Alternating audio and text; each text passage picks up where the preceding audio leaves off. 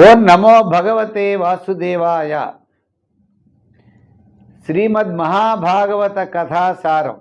ఇది వ్యాస భగవానుడు రచించినటువంటి మూలాన్ని ఆధారంగా తీసుకుని శ్లోక రూపంలో, వచన రూపంలో, ఆబాల గోపాలానికి అర్థమయ్యే రీతిలో చక్కగా దాన్ని వివరించాలనేటువంటి ఉద్దేశంతో ఈ బృహత్ కార్యక్రమాన్ని ప్రారంభించాం.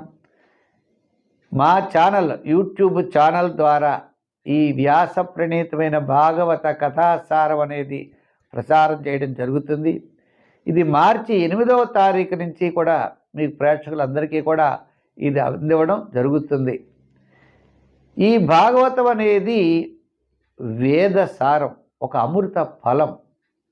వేదములు, ఉపనిషత్తులు అన్నీ కలిసి ఒక మహావృక్షమైతే దాని నుండి పుట్టినటువంటి అమృత ఫలమే మహాభాగవతం.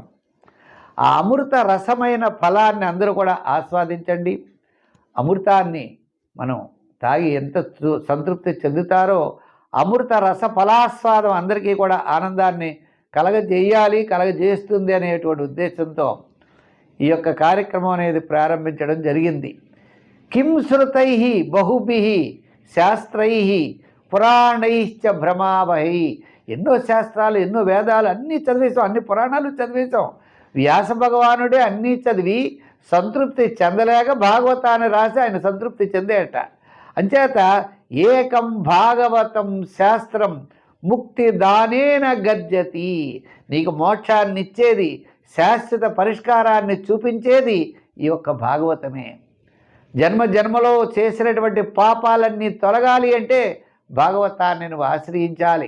ఏ ఇంట్లో భాగవతాన్ని స్మరిస్తారో ఆ ఇంట్లో అన్ని శుభాలేనట.